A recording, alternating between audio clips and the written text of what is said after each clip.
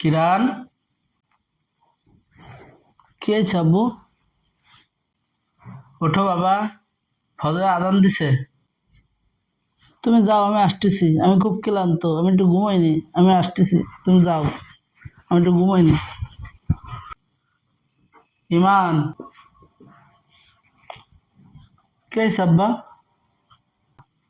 ওঠো বাবা, ফজর আজান দিছে।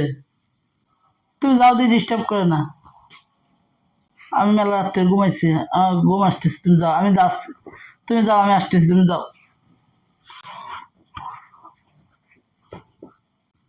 দুই ভাই নামাজ পড়তে চলো। নামাজ না পড়ে শুয়ে থাকতে হয় না। প্রতিদিন তোমরা একই কথা বলো। তাড়াতাড়ি নামাজ পড়তে আসো, আমি চলে গেলাম।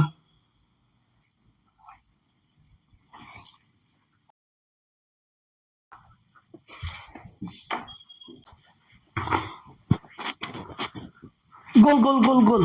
ও, গোল গোল। ও, আমার আর্জেন্টিনা জিতবে এবার। তোর আর্জেন্টিনা আজকে খাইছে। আর্জেন্টিনা আজকে বাড়ি। কিরান, আব্বু। হ্যাঁ, আব্বু আব্বু।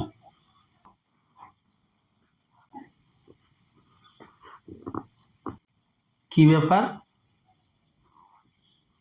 প্রতিদিন তোমাদের ডাকা লাগে, আজকে দেখি দুইজনই বসে আছো উঠে।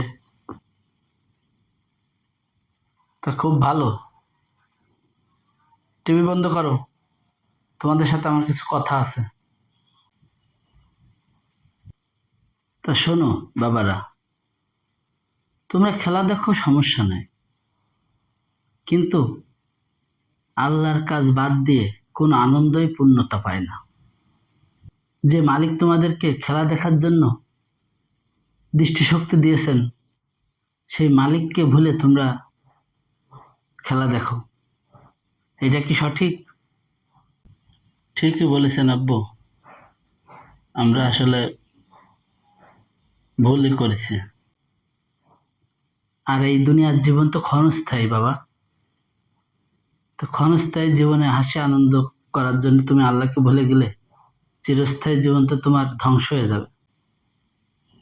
জি আব্বু, আমরা দুই ভাই নিজেদের ভুল বুঝতে পেরেছি। এই ভুল আর হবে না ইনশাআল্লাহ।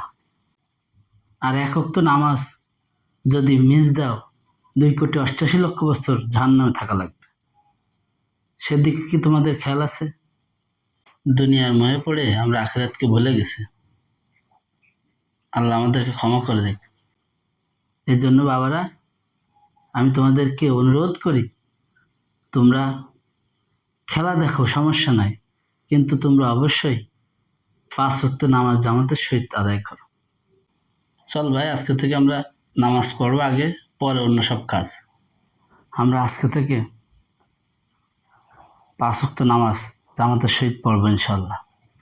ঠিক আছে বাবা, চলো তোমরা সবাই মসজিদে চলো।